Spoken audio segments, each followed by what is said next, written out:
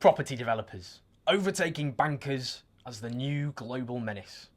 They're shamelessly greedy, they're tearing apart communities the world over, and they're one of the main drivers of exploding levels of inequality.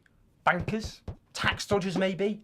Actually, it's property developers. Whether you're in Hong Kong, Mumbai or London, they're probably already in a community near you. This is London, the capital of one of the most prosperous nations that has ever existed. And yet, in this astonishingly wealthy city, while Russian oligarchs snap up new build properties and leave them empty, 1 in 4 children are growing up in overcrowded homes. According to a study by housing charity Shelter, kids in unfit and overcrowded accommodation were nearly 1/3 more likely to suffer from respiratory problems like asthma, up to 10 times more likely to get meningitis, and twice as likely to leave school without GCSEs. And then there's the 1 in 10 Londoners who are trapped on social housing waiting lists. Unable to get affordable council homes, they're often driven into the clutches of private landlords charging rip-off rents. In inner London, over 70% of the average wage goes on rent. Just look at the residents of New Era Estate. Recently taken over by US firm Westbrook, they are facing immediate rent hikes from £600 a month to £2,400. Failure to pay? Find a new home. So you'd think priority number 1 would be building homes families can actually afford to live in. Wrong. Take the borough of Tower Hamlets in East London, the worst child poverty in Britain, and yet becoming one of the most desirable places to live for those with enough dosh. 23,000 households are stuck on waiting lists for social housing, one of the longest in London. We're talking years here. Luckily, there's this new housing project, Hartsmere Tower.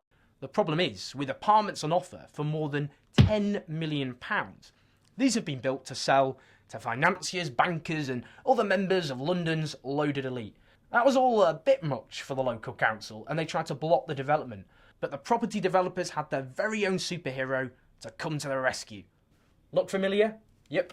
It's good old Conservative London Mayor Boris Johnson, who swiftly overruled them. Now, it was the case that property developers could only get planning permission if a chunk of what they built was affordable housing.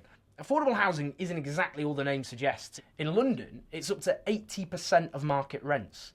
In much of the capital, if you say a supermarket worker or a nurse, forget about being able to afford that. And now, the government is watering down even these timid restrictions. 6 out of 10 property developers are missing local targets for building affordable homes. This is leading to social apartheid. Soon only the wealthiest people will be able to even afford to live in London. And it's not like it's only happening here. Welcome to Mumbai, home to the second most expensive property in the world after Buckingham Palace, worth a cool $1 billion. But the city also has 6 million people living in slums. Here's how the law works.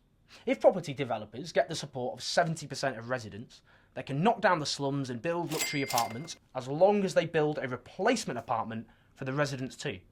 Sounds pretty good, right? Well, many aren't even eligible for new homes.